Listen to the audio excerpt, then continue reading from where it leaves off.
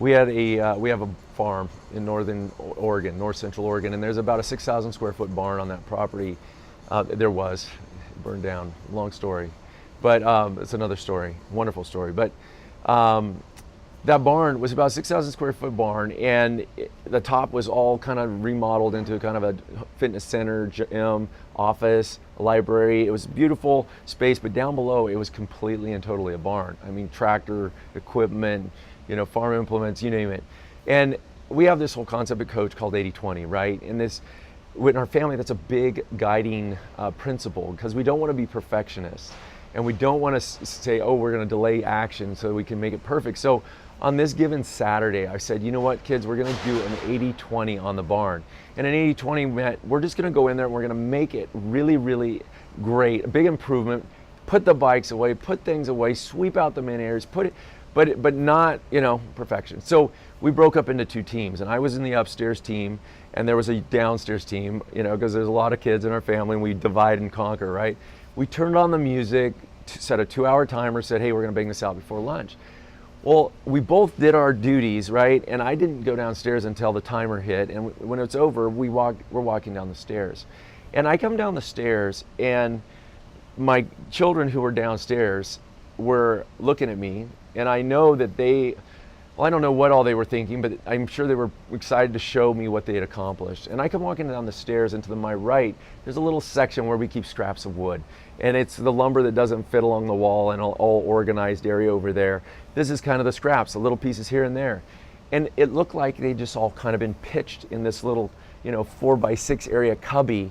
And my eye caught it as I came down the stairs. And I immediately turned and I looked, and I'm like, hey kids, come here. Like, what is this? And I started to put their face in the one thing out of 3,000 square feet, right? This one little spot that wasn't perfect. And I really kind of started to, berate them in the sense of, guys, don't you care? Can't we do quality work? I mean, what do we think? Are we just chuck stuff over here? And I saw them go from this place of, oh, I'm so proud to show my dad and my father what we've done. I'm so pumped. He's going to love this. And to this place of I deflated them completely. I saw them just go, oh, my word. And I'll be real frank with you. At the moment, it was crazy because they had done what I'd asked. They'd done far more than I asked. They'd far surpassed 80% on them. Everything had looked beautiful in that space except for that one thing. And to see me suck the life out of them, it just, all of a sudden they turned and walked towards the house. And I'll be frank with you, that's where it hit me. I was like, what am I doing? Here I am. I love these kids. I'm so proud of them. I want to build them. And here I just utterly destroyed them. And I was like, kids, come here. Stop. Please, come here. And they turned around expecting more abuse probably. Dad, what's going on? And I said, no, come here. I am so sorry.